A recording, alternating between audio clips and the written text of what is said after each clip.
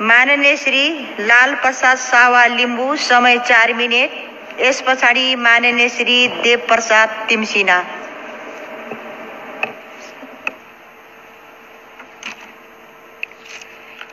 सम्मान्य सभामुख महोदय, यस संसदमा प्रस्तुत विनियोजन विधेयक 2077 का सिद्धान्त र प्राथमिकता बीच हामी छलफलमा छौं।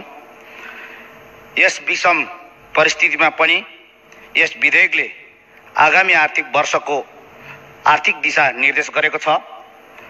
आज सिङ्गो विश्व नै कोरोना महामारीबाट व्याप्त छ, जसको प्रभाव नेपालमा पनि गहिरो प्रभाव परिरहेको छ। म यो सन्दर्भमा के भन्न चाहन्छु भने यो गहिरो प्रभावको कारणले गर्दा नेपालका उद्योग, पर्यटन व्यवसाय, यातायात, वैदेशिक रोजगार, शैक्षिक परामर्श क्षेत्र लगायतका सम्पूर्ण क्षेत्रहरू आज बन्द जस्तो स्थिति छ। यो हामी सभामुख महोदय, यो महामारी बीच संसदमा हामी अहिले छलफलमा गरिरहेका छौं। बजेट पूर्व तयारीको छलफलमा हामी जुटिरहेका छौं।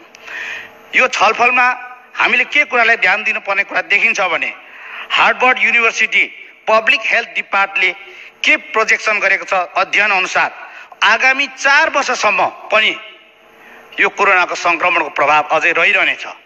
यस्तो परिस्थिति बीच यो संसदमा हामी छलफल गरिरहेका छौं।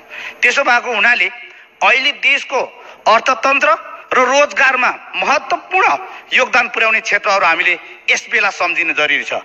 पर्यटन व्यवसाय जसमा अरबौं लगानी छ र यस क्षेत्रमा मात्रै 10 लाख भन्दा धेरै संगठित असंगठित रूपमा क्रियाशील छन्। यातायात क्षेत्र, सिङ्गो यातायात क्षेत्रमा धेरै ठूलो योगदान छ। त्यस क्षेत्रमा 10 खरबको लगानी छ। तर अहिले पूर्ण रूपले प्रभाव भएको क्षेत्र भनेको यात्रु वाहक सवारी साधन सञ्चालन गर्ने क्षेत्र पूर्णतया बन्द छ। यसमा 5 खरबको लगानी छ र 3 लाख भन्दा धेरै यस क्षेत्रमा रोजगारी अहिले गुमेको स्थिति छ। शैक्षिक परामर्श क्षेत्र, जुन क्षेत्रमा 40,000 मान्छेले अहिले निरन्तर रोजगार पाइरहेको थियो, त्यो अहिले बन्द छ। यसमा पनि 5 अरब भन्दा ठूलो लगानी छ। र सँगसँगै हामीले यहाँ छलफलमा धेरै विषयहरू कुरा गरिरहेका छौं।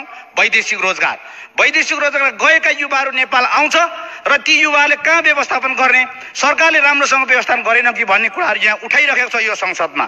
तर यहाँ यतिखेर हामीले बुझ्नुपर्ने विषय के हो भने त्यो वैदेशिक रोजगार व्यवसाय क्षेत्रमा अहिले 22 अरब 60 करोड भन्दा ठूलो लगानी छ र त्यो क्षेत्रमा नियमित रूपमा अहिले 15,000 भन्दा ठूलो संख्यामा रोजगार सिर्जना भइरहेको थियो, त्यो अहिले बन्द छ। र यो क्षेत्रले विदेश पठाएका 43 लाख भन्दा ठूलो जो विदेशमा कार्यरत दाजुभाइ दिदीबहिनीहरू हुनुहुन्छ, उहाँहरूले चाहिँ 8 खरब भन्दा ठूलो रिमिटेन्समा योगदान मुलुकले दिइरहेको छ। यो सिङ्गो बजेटको आधा हिस्सा भन्दा ठूलो हिस्सा हो। त्यसो भएको हुनाले अहिले विश्व बैंक र आइएफले के प्रोजेक्सन गरिरहेछ भने अहिले विश्व विश्लेषणमा 20% तल खट्ने स्थिति प्रोजेक्सन गरिरहेको स्थितिमा यो बजेट निर्माणको लागि हामी तयारी गर्दैछौँ। यसो भएको हुनाले म के भन्न चाहन्छु भने अहिले एउटा कुरा विदेशबाट नेपालीहरू फर्किने कुरा पनि हामी गरिरहेका छौँ। उनले रोजगार दिने विषय पनि छ, सँगसँगै क्वारेन्टाइनमा राखेर सुरक्षा प्रबन्ध गर्ने विषय पनि छ। त्यसो भएको हुनाले यसमा सरकारले प्राथमिकताका आधारमा ती आउने व्यक्तिहरूलाई सूचीकरण गरेर उनीहरूलाई राख्नुपर्छ। र म यसमा के जोड्न चाहन्छु भने तिनले रोजगार व्यवस्थापन गर्नका निम्ति वैदेशिक रोजगार व्यवसाय क्षेत्रमा जो साथीहरू लागिरहनु भएको छ, व्यवसाय सञ्चालन गर्नु भएको छ, व्यवसाय सञ्चालनका निम्ति उहाँले राखेको धरौती उहाँहरूले यो कोरोना अवधिभर फिर्ता दिएर रोजगारमूलक क्षेत्र, कृषि जस्तो क्षेत्रहरूमा हामीले लगाउनुको निम्ति आह्वान गर्नुपर्ने देखिन्छ। कृषि क्षेत्रमा हामी अहिले जुन कुरा गर्दैछौँ, जहाँ चाहिँ रोजगारको सम्भाव्यता छ भनेर हामी कुरा गर्दैछौँ, तर त्यस्तो छैन। त्यसो भएको हुनाले अहिलेको हाम्रो कृषिमा कस्ट अफ प्रोडक्सन हाई छ र बजार सप्लाई चेन मिलेको छैन।